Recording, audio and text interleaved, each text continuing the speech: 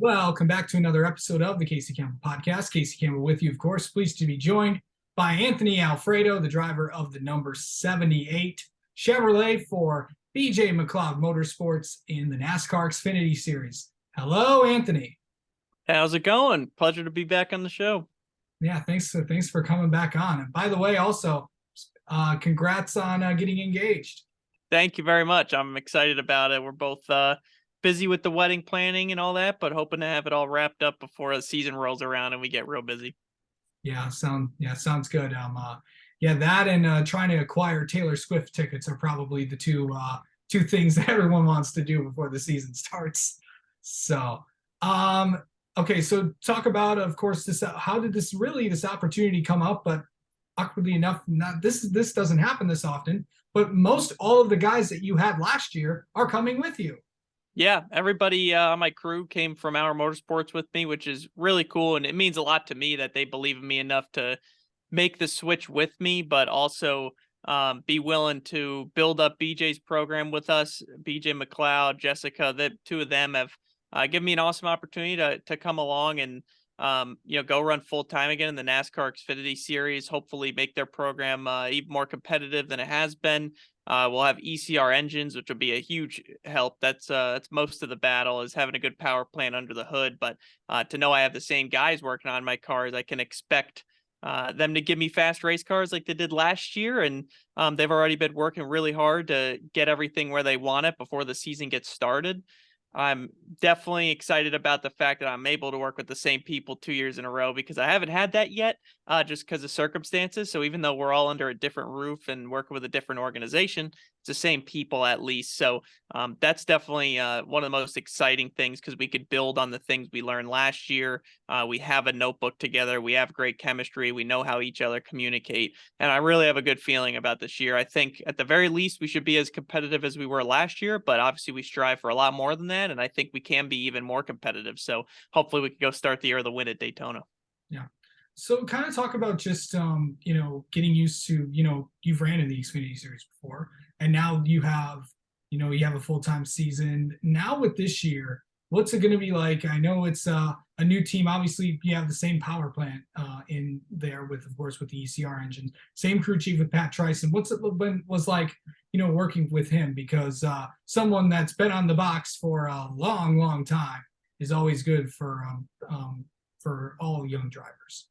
Definitely, for sure. And I'm not sure, someone needs to tell me who has the most career Cup Series starts as a crew chief, because I'm pretty sure Pat's up there looking at his racing reference. We always mess with him. He's been around for so long. He's been a Cup Series crew chief as long as I've been alive, I think. But he's so experienced because of that. And he's just a good friend now to me and our team as a whole.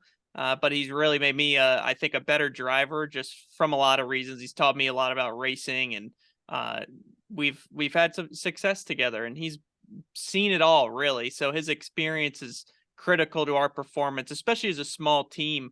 He really knows how to do a lot with a little and make the most out of limited resources. So anytime our back was against the wall before we were headed to the racetrack, he made it work, and we got there and still had a fast Chevrolet Camaro. We're competitive. So I'm excited to have the opportunity to work with him again. He's definitely done a lot for our team to teach some of the younger guys, not just me behind the wheel, but some of the younger crew members, and be a good leader for all of us. So I'm looking forward to, like I said, building off that as the year goes on. And you'll also have the same spotter with you as well. Yeah, and that's another thing. I mean, Rick Corelli, who spotted for me last year, has been around for almost as long as Pat, if not longer, and he raced himself. So he sees a lot in the spotter stand that a lot of guys don't. He knows what I'm fighting behind the wheel without me even having to say anything. And he could relay that to Pat so that they can get ready to make an adjustment accordingly on that pit stop. But him and Pat go way back, so there is already a great chemistry there and communication from their prior experience together going into last season. And then now we've all been together as a group already for a year has me really excited. Yeah. So, going to new teams is obviously different, but what kind of sold you to go after talks with BJ? It's just the opportunity to build something with my same crew, right? We can continue working together and building off what we've already learned. and have the opportunity to grow something at BJ McLeod Motorsports. They want to make their program more competitor. When I say them, I mean BJ and Jessica and all the people already there.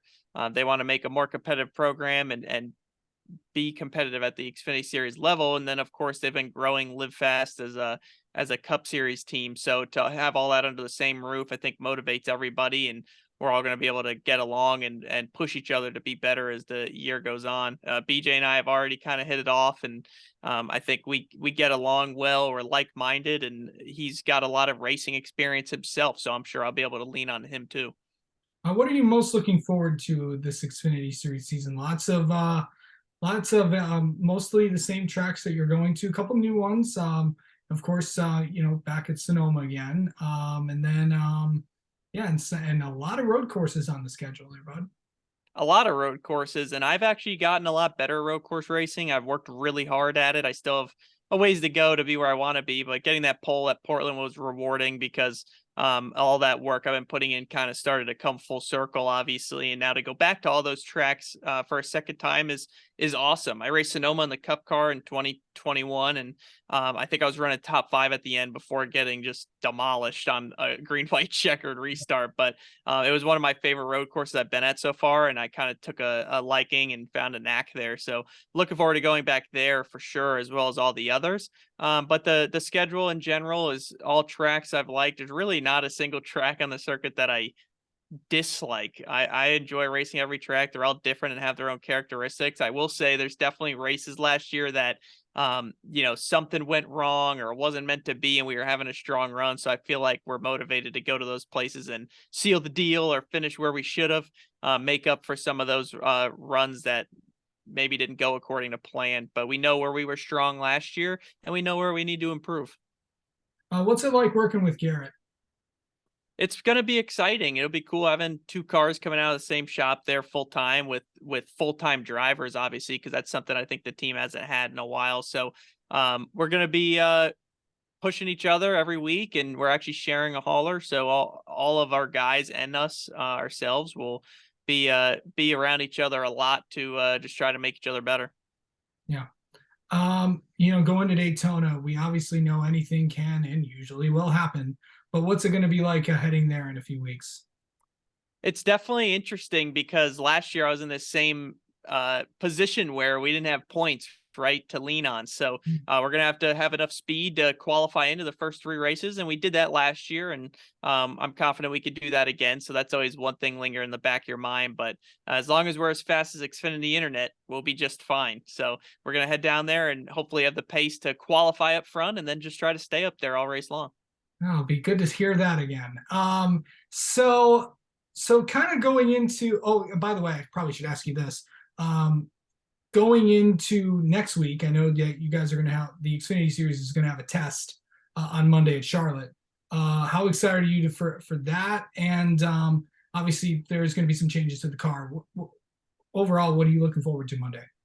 It's going to be huge for a lot of reasons. One is obviously the rules change. We want to know what the cars are going to do. How's it going to react to adjustments? What kind of adjustments are going to be made to get the balance where we want or need it? But on top of that, it's just nice to have that opportunity before the season starts to get into the car. I don't care how many laps or how long you've raced. When you go to Daytona and that's the first time you're getting in the car for the year, it's always a really weird feeling. So I think this will allow everyone to just get acclimated and back into a rhythm before we even get to Daytona. And more importantly, just see where we're at with the equipment we have out of BJ's shop and all the work the guys have been doing in the off season to build it up and make the cars faster. We're going to see how that comes to fruition.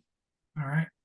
Well, Anthony Alfredo, thank you so much for coming on and talking with us, and best of luck this season. We'll have you on again sometime. Thank you. I appreciate it.